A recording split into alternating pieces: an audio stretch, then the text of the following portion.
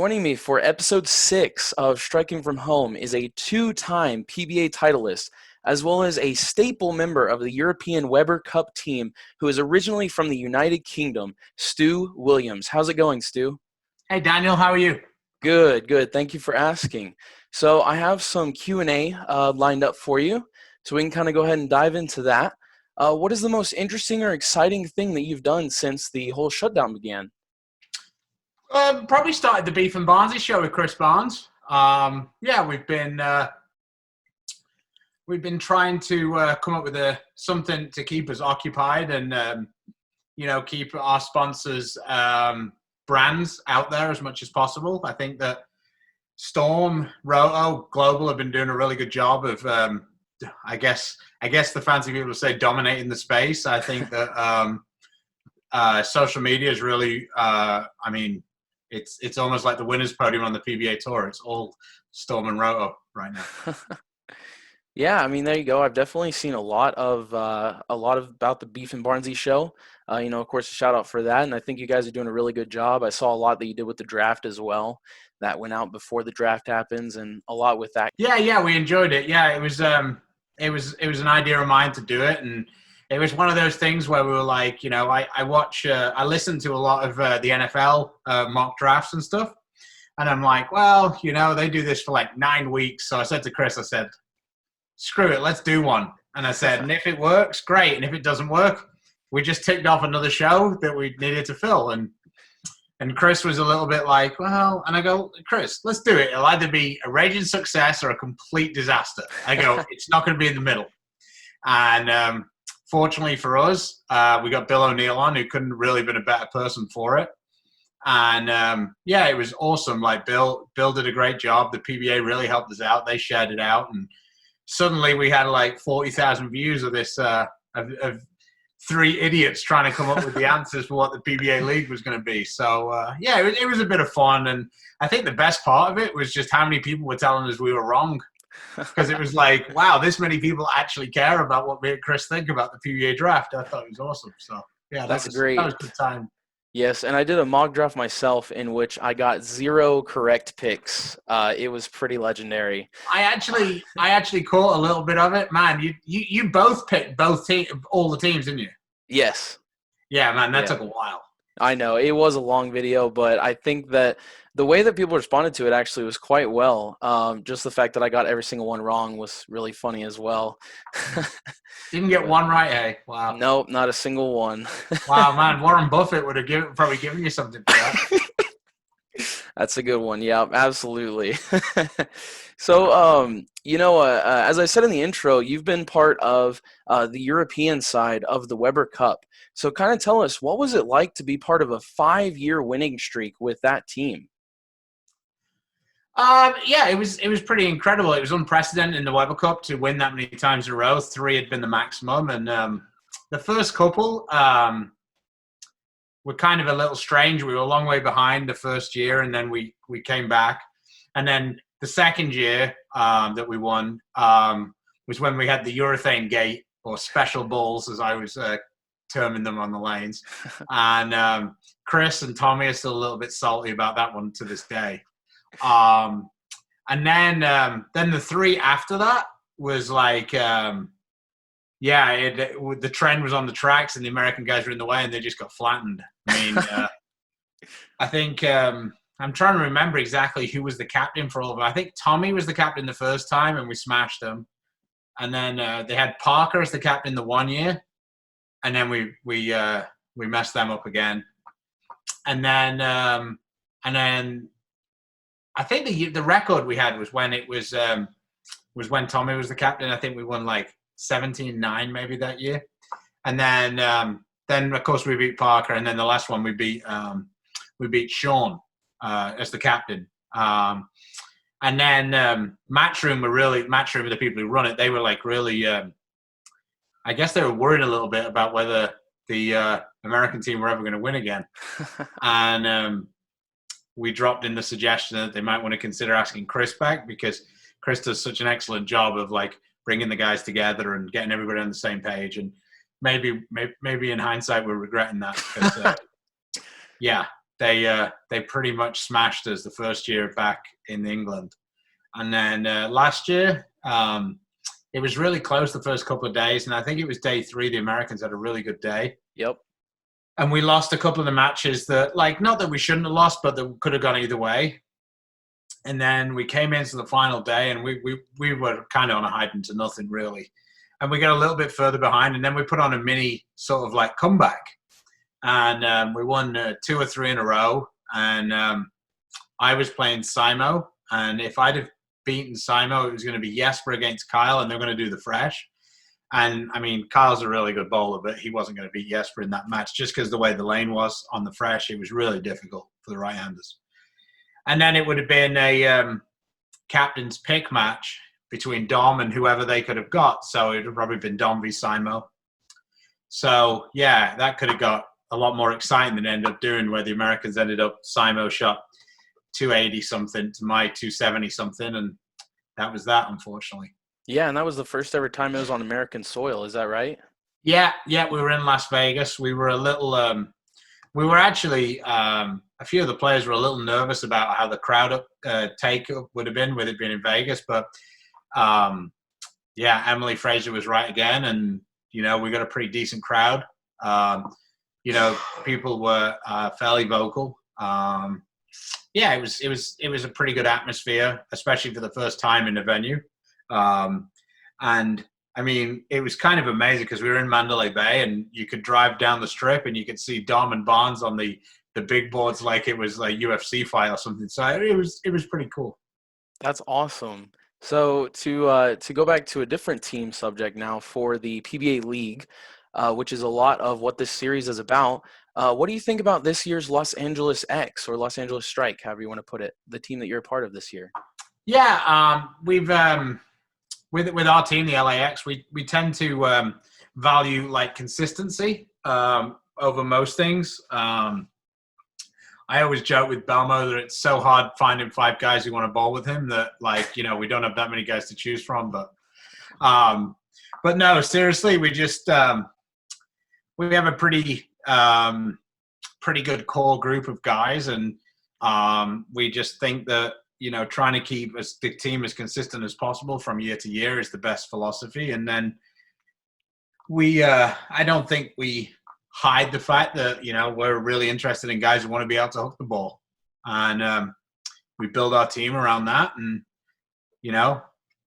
if you win, you win, and if you lose, you lose. But you've got to.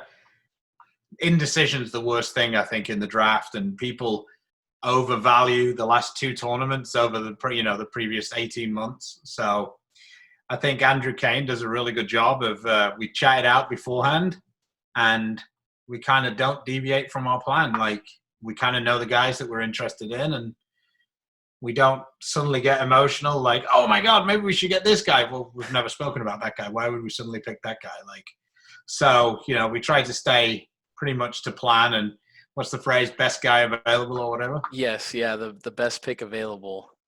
Yep, absolutely. And speaking of winning the Elias Cup, you guys are definitely long overdue for the first win for LAX. So kind of tell us, what do you think has held you guys back the most from holding that Elias Cup trophy?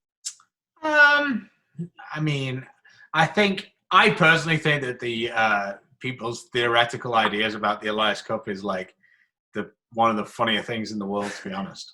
Because everybody spends like the entire year like theorizing over, oh, well, should we get this guy, or should we do this, or what should we do here, or who's bowling? And then, like, we're a Belmo bucket crumbler away from going out in the first round again. So I mean, and then we get to the final. So I don't know. I think that I think there's some good breaks with you, and we got one last year. And then, in the final, we couldn't figure out how to knock the 10-pin over. And, we did a bad job as a team of regrouping and finding the answers. But, I mean, they could have reeled the lane, and we could have gone back out, and we could have destroyed them like they destroyed us. It's, these things happen. I think that you're bowling 2 shots apiece each game, and people are making it seem like you're signing them to a 5-year deal, like it's the NFL draft. You know what I mean? It's like it's a little crazy. I think how like any team could win the PBA league with the way the format is. Like, there's no secrets to it. Like, and wow, what a surprise! A team that has Norm Duke as the third player is a really good team. Like, ooh, who saw that coming? Like, that shouldn't be okay. Like, but it is because 5 years ago, Norm was in the third pool of players, and he would have been the first pick in the third pool of players, but nobody can pick him because he's the manager of that team. So, like, I mean, come on. That is very true. He is the only player manager in the PBA league. Yeah. I mean, like if you could have Chris Barnes as your third pick, and then you could pick two top 12 guys, I'm pretty sure your team would be really good too. Or if, turn it around a different way, if Belmo was our team captain and Belmo could have picked Bill and then Jacob or me, then I'm pretty sure our team would be really good too. Yeah. Like, I mean, it's kind of a bit weird the way that worked out. And the fact that the teams haven't changed in all that time has kind of allowed them to stay really good. Because if you have 3 Hall of Famers on the same team, chances are you're going to be pretty good. Yeah, that is a very, very valid point. And regarding the PBA tour, my last question for you is: do you see living in the United States as a primary advantage for your bowling career? Yes and no.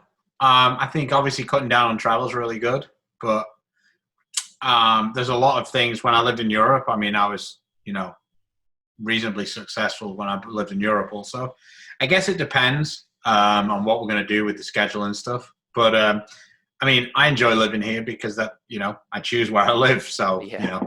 but I mean, Dom, Jesper, and Belmo are all pretty much close to the top 10, and they don't live here, and they don't seem to have too many troubles with it. So I think for me personally, probably I do see it as a bit of an advantage, but not like it wouldn't be like if I couldn't live in the States, I couldn't bowl on the professional tour. So that's probably the best way of looking at it. Yeah, very well said.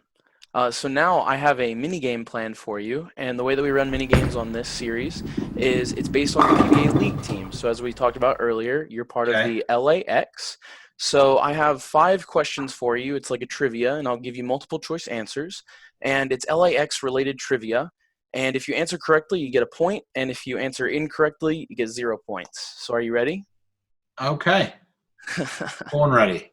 All right, let's see how you do. So the first question is, what year was the first ever PBA event held in Los Angeles, California? Was it A, 1971, B, 1974, C, 1960, or D, 1980? Let's go with C. You're correct. It was 1960. Got 1 point so far. Good job. All right, so number 2. What is the official nickname of Los Angeles, California? Is it A, Sun City, B, the City of Angels, C, the Silicon Desert, or D, Palm City? I think it's the City of Angels. That is correct. 2 for 2. Look at him go. All right, he might have a chance to beat AJ Johnson out for the top spot. AJ's got 4 out of 5 right now.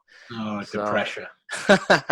All right, number 3. Let's see if you can keep the streak going. I think you got this one. I hope you got this one. Okay, what other sport uses the term bowler to describe one of the players? Is it A, baseball, B, curling, C, cricket, or D, rugby? It's C, cricket. I knew it. You got that one. I knew you'd have that one. All right, 3 for 3 so far. Let's see if you can keep it up. All right, number 4. In bowling, what is the lowest score that you can bowl with 11 strikes in a single game? Is it A, 270, B, 290, C, 250, or D, 240? 240. It is 240. You're right. Oof, man. All right, if you get this last one right, you're going to have the top spot, and I don't think anybody would be able to beat that. So, okay. Let's see here. All right, number 5, last question. In bowling, what is the highest score you can get with just 1 strike in a game? Is it A, 192, B, 191, C, 201, or D, 190?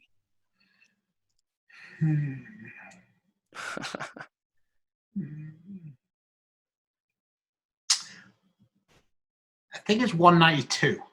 It is. He got all 5 right. Man, that is There you impressive, Stu. There you go. Man, you are now our Had reigning to think about champion. that one for a little while. Yes, had a little bit of math to do with it, but you are now our reigning champion on striking from home. How does it feel? Feels pretty good. Here's a question for you. Yes. What's the highest score you can get if you only strike on one of the lanes once? Man, putting me on the spot. Now I got to do math like you were doing a minute ago. Uh, that'd be two. That'd be in the 240s. 230. 230. Oh man, Because I was. you'd be Dutch all the way. And then the 10th frame. That's You'd right. have a strike in the 8th, ninth, 10th, so you'd be 140 in the 7th. So, Ah, yes. there you go. 230. He got me. All right, though. Man, congratulations on being our new champion, knocking AJ Johnson out of the top spot. Yeah, beat AJ when it mattered. Woo! Yes. So now, out of 6 episodes, we finally have someone to get all the questions right. That is pretty impressive. There you go. You just needed an English scholar like myself. Yes, of course. Yeah. All right, so I want to say thank you so much to Stuart Williams for joining me. As you see his social media in the background behind him, and be sure to check those out, and also subscribe below and leave a like. And anything you want to add?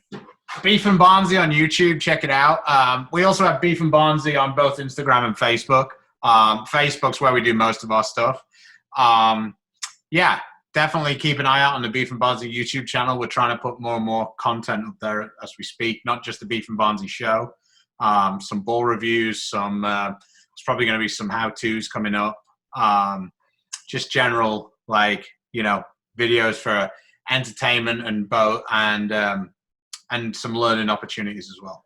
Yeah, I'm sure with you and Chris Barnes, it'll be very entertaining, with no doubt. I hope so. Yes, so thank you again to Stu for joining me. Everyone, be sure and check back next Thursday for episode 7. And be sure to subscribe below, like, and leave a comment with questions that you have for future pros. So thanks again to Stu for joining me. I hope you have a really good day, sir. Take care.